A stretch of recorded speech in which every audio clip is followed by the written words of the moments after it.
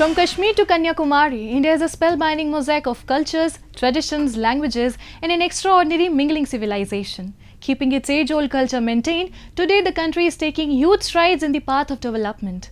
Namaste, I am your host Pratiksha, and today in our episode of My India, we bring you some of the stories that will give a glimpse of our country's diversity, cultures, and the developments happening in and around the world.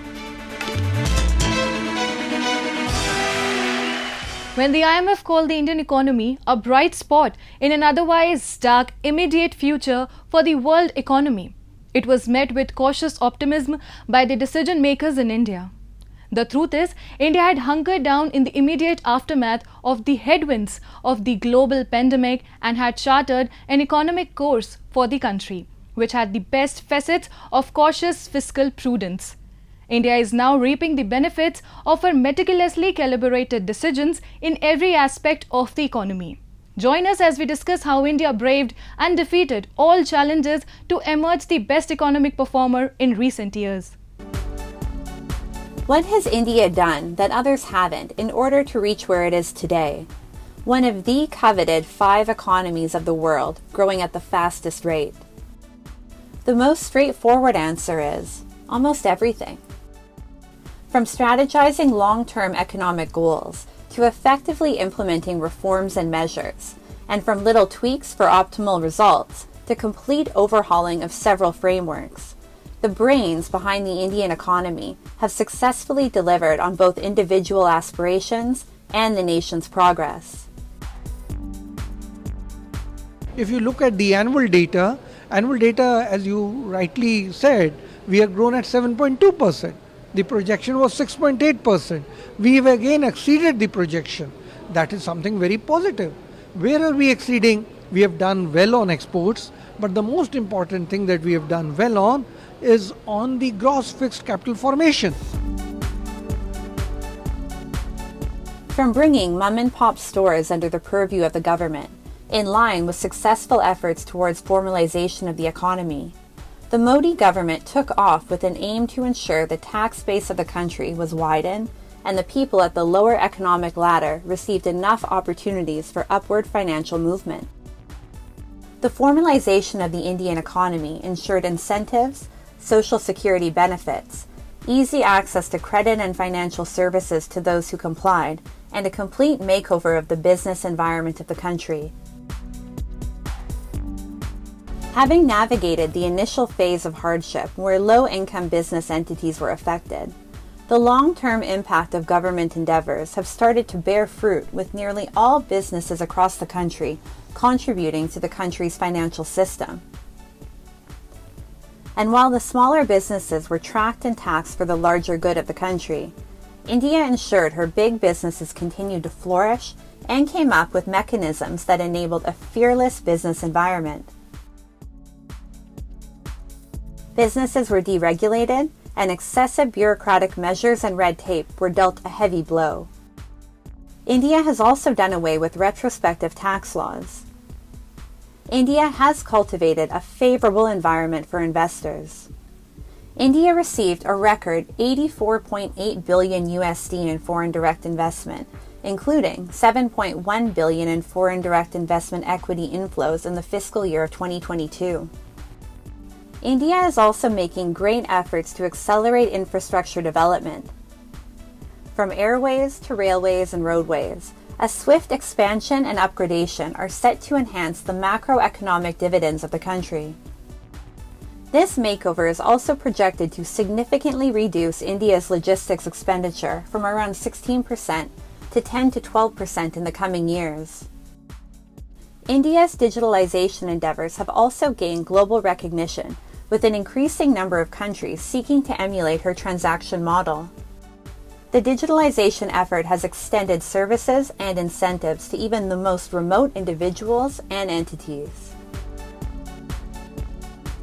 The government's visionary ideas and effective implementation have cumulatively positioned India on the path to achieving remarkable growth. Some of the results are already available for everybody to see. India's per capita income has witnessed a tremendous spike recently and is projected to grow to about $5,200 USD by 2032. The other thing about the Morgan Stanley report that I found really interesting was that the per capita income of an average Indian will rise 2.36 times, nearly 2.5 times in the next 8 years. The Indian approach has sparked a fresh sense of optimism among multinational corporations, which are looking towards the Indian market with great enthusiasm. From Apple Inc. to Google, major corporations across sectors are expanding their footprints in India. Some say India is likely to become the most attractive investment destination around the world in the near future. The country has already registered a significant leap in global rankings in terms of ease of doing business. The Indian market is thriving with a renewed vitality, and the government is ensuring a sustained period of such economic growth, preventing any form of slowdown.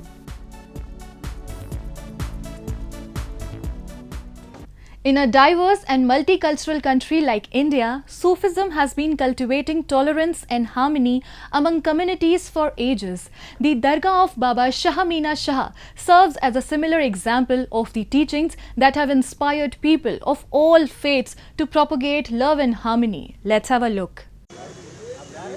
In the heart of the culturally vibrant capital Lucknow of northern Indian state of Uttar Pradesh lies the mystical Dargah of Hazrat Makhdoom Shah Mina Shah Rahmatullah. The mazar of Baba Shah Mina Shah is admired equally by all the devout people, Hindu, Muslim, Sikh and Christians, and is visited by them on a regular basis, making it a remarkable symbol of communal harmony. The sacred shrine, believed to be 500 years old, was established during the reign of the Sharki dynasty. मैं पिछले 7-8 सालों से आ रहा हूँ और यहाँ से रूहानियत तो आपको बहुत मिलेगी।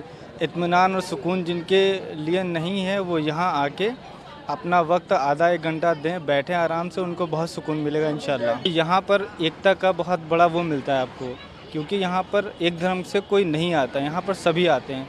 और अगर आप यहाँ देखेंगे तो मोस्टली आपको हिंदू भी भाई मिलेंगे, हमारे मुस्लिम भाई भी मिलेंगे। और मैं पिछले 8 साल 10 साल से जो आ रहा हूँ, मैं रेगुलर आता हूँ, रेगुलर देखता हूँ और डेली जो है लोग आते हैं और हर जो है थर्सडे भी लोग आते हैं।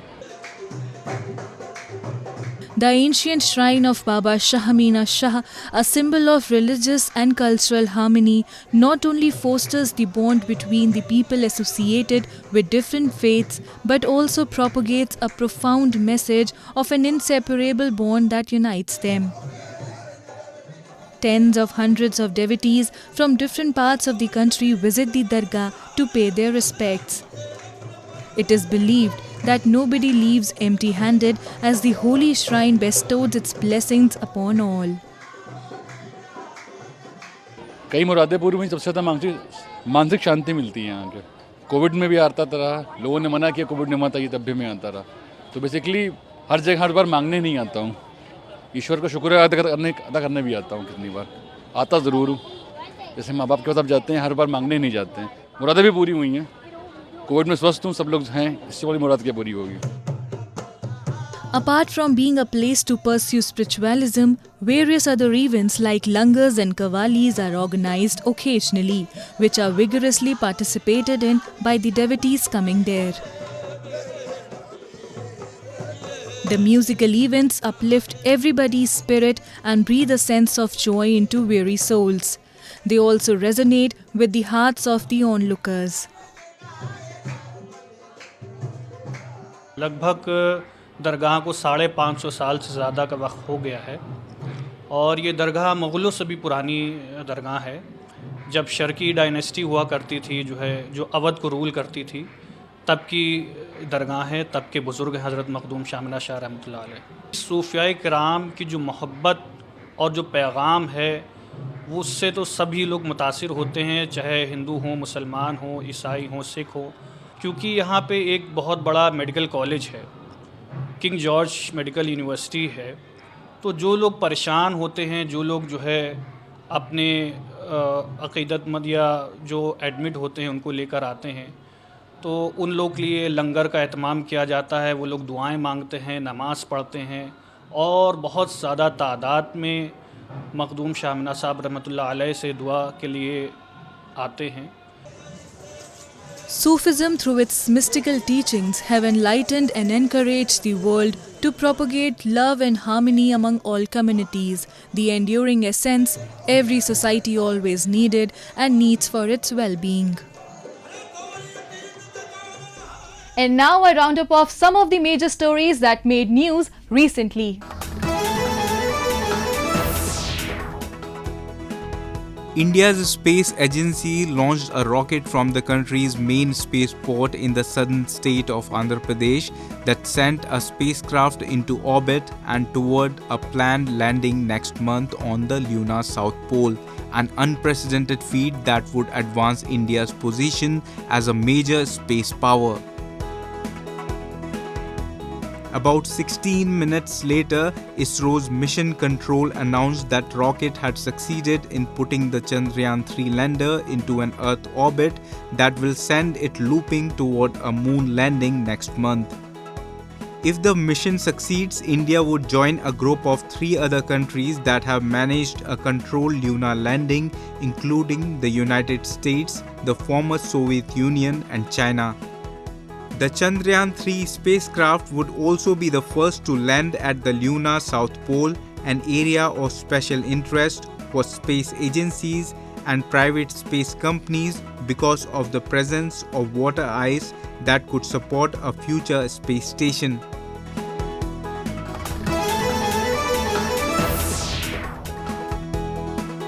A building in India's western Surat city of Gujarat state has surpassed the Pentagon to become the largest office in the world, said officials. Surat diamond bourse जो 6.7 million square foot construction area है, जिसमें 9 tower, ground plus 15 story building है, 2 basement है, ये सारे के सारे 9 towers हैं और हर एक फ्लोर पर कनेक्टेड है, तो एक ये single building, technically it becomes a single building. The Surat Diamond Bourse, which is spread over 6.7 million square feet, is a diamond trade center consisting of 9 towers of 15 floors that will be housing more than 4,500 offices. Its functioning is expected to begin from November this year. Surat is the world's largest diamond polishing hub and nearly 90% of the global diamonds are polished here. The city houses nearly 10,000 diamond units, accommodating polishing as well as cutting of the stone, according to India's Gem and Jewellery Export Promotion Council.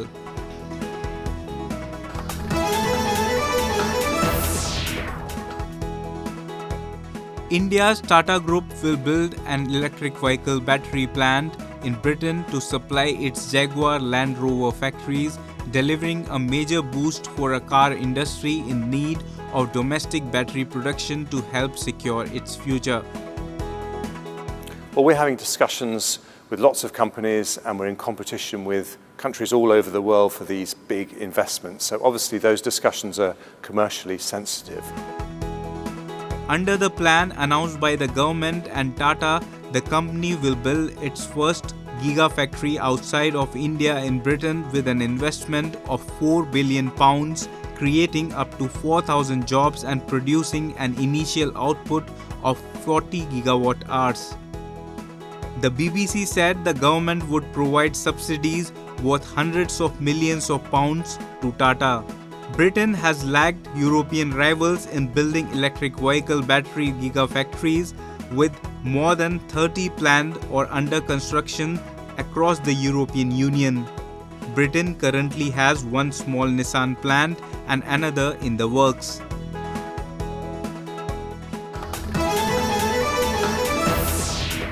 Muradabad, a city of Uttar Pradesh, has always been a symbol of religious harmony, where Sufism has flourished and propagated the message of love and tolerance within the society.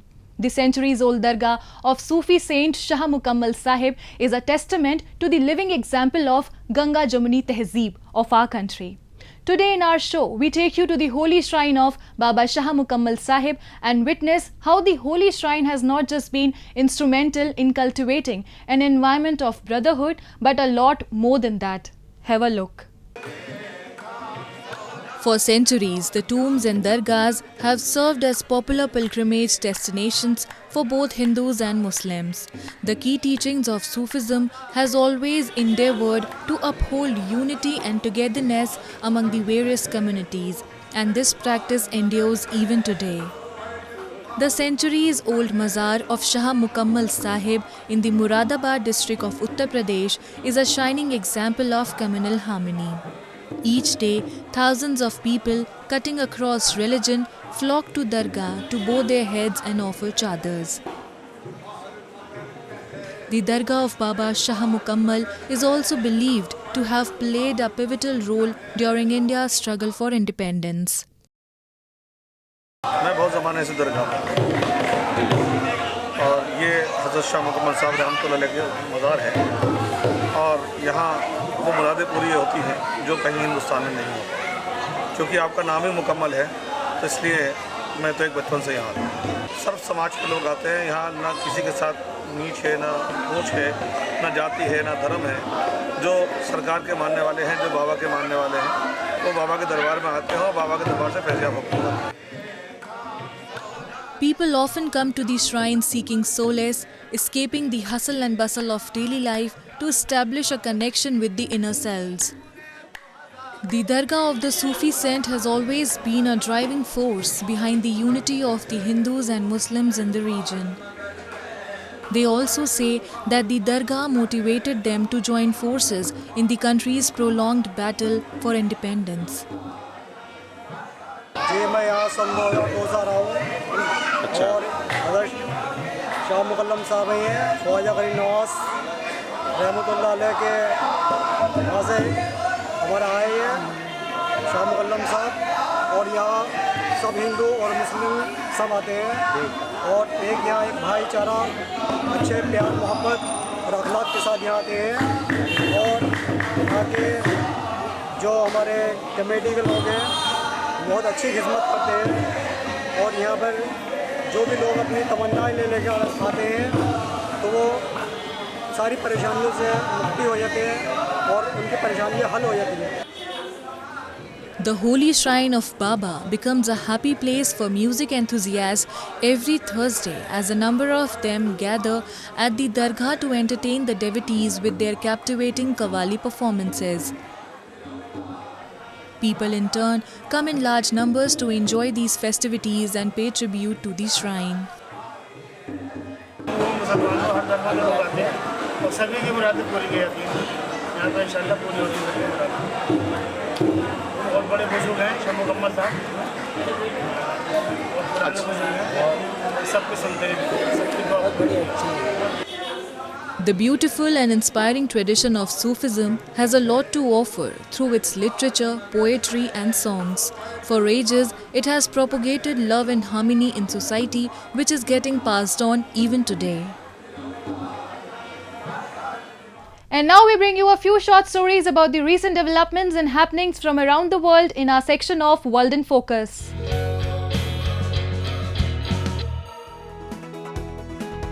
A group of women specialists keen on preserving Palestinian, Arab and Muslim heritage began a campaign to digitize old books, some dating back 3 centuries, as a way to protect them from getting damaged or lost.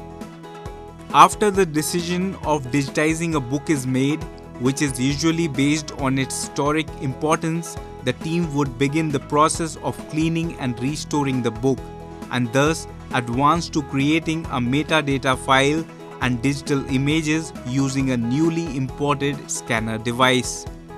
The aspect of adding the metadata will enable readers to search for the book online. Some of the books document the Ottoman era in Gaza.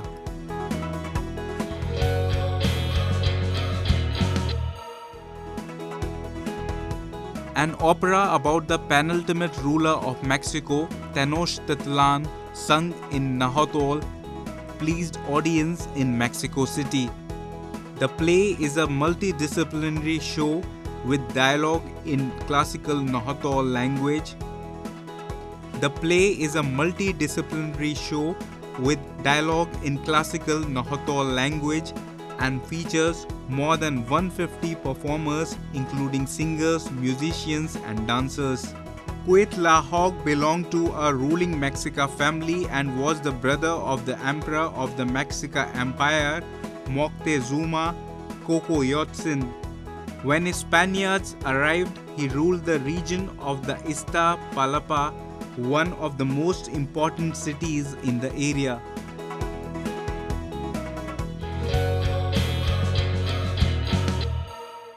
India, the land of rich culture diversity, proudly holds a heritage of various art forms, each showcasing the country's artistic prowess. Among these treasures is the illustrious art of Basohli paintings. Originating in the small town of Basohli in Jammu and Kashmir, Basohli paintings are a fusion of Hindu mythology, Mughal miniature techniques, and local hill art. With a history dating back to the 17th and 18th centuries, these paintings have captivated art enthusiasts for generations. Let's have a look. An exquisite form of painting characterized by a vigorous application of primary colors and deep-set facial patterns is one unique feature of Basohli painting of Kathua that leaves the viewers mesmerized at first glance. While the captivating Basohli painting draws its inspiration from Vaspianism, the themes have mostly been taken from epics and Purans. Hailing from the foothills of the western Himalayas, the art defies convention as it draws out the illustrations with vibrant and bold colors and has been spread throughout the regions of Jammu and Punjab. While its origins can be traced back to the 17th and early 18th century in Basohli, the painting later found its way to other hill states of Mankot, Nurpur, Kullu, Mandi, Suket, Bilaspur, Nalagarh, Chamba, Guler and Kangra. The old eccentric art of Kathua have been awarded the geographical indication GI tag, making it the first art piece of Jammu and Kashmir to have the license to preserve its uniqueness. And now, when the Amarnath Yatra has begun, the government is making efforts to showcase these artworks. ये local artist से ज़्यादा ये हमारे college के बच्चे हैं जो इसको यहाँ पे पेंटिंग को बना रहे हैं। बसोहली पेंटिंग जैसे कि आप जानते हैं जीआई टैग वाली पेंटिंग है जो कठुआ की बसोहली की एक फेमस, बहुत ही अब तो पूरे देश में ये प्रसिद्ध होने लगी है। तो इसीलिए क्योंकि जब यहाँ पे इतनी भारी मात्रा में यात्री आते हैं तो प्रशासन ये चाहता था कि ऐसी पेंटिंग जगह जगह पे हो ताकि लोग उसको अप्रिशिएट करें और लोग भी देखें कि जम्मू कश्मीर में कठुआ में बसोहली में लोग कितने ज़्यादा कार्यरत हैं और कितना उनमें कैपेबिलिटी और टैलेंट है। The walls of the town became canvas for the college-going students who exhibited their exceptional skills of sketching the bold and vibrant folk art of hills in the gateway of Jammu and Kashmir. The alluring selfie points created at various sites in Kathua were drawing the attention of pilgrims who couldn't resist stopping by the wall paintings to appreciate the art and take a selfie to seize the moment. आज मैंने यहाँ पे बनाई है Basohli painting. तो इस बनाने का मेरा इसका मकसद ये है कि जो भी यहाँ बाहर से स्टेट से जो लोग आएंगे वो हमारे कल्चर के बारे में जानेंगे यहाँ पे आकर और उनको पता चलेगा कि हमारा जे एंड के कल्चर क्या है। और जगह जगह हमारे जो जितनी भी जम्मू कश्मीर में जगहें हैं देखने के लिए वो उनके पोस्टर लगे हुए हैं, ताकि वो इसलिए लगाए गए हैं ताकि जो टूरिस्ट हैं वो उनको अपनी तरफ अट्रैक्ट कर सकें। The traditional art form originated in the Basohli town of Jammu and Kashmir is a fusion of Hindu mythology, Mughal miniature technique and folk art of the local hills.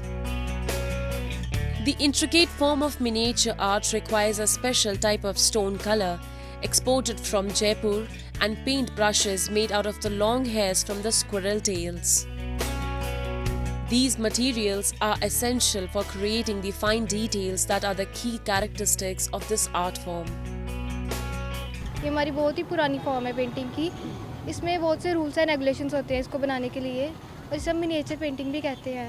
जैसे इसमें हमने बताया है कि इसका जो बॉर्डर है वो येलो होगा और बसोहली पेंटिंग में मैक्सिमम बॉर्डर येलो ही होते हैं। अगर नाइट भी होगा तो उसका ग्रे बॉर्डर होगा और ग्रे बेस लाइन होगी।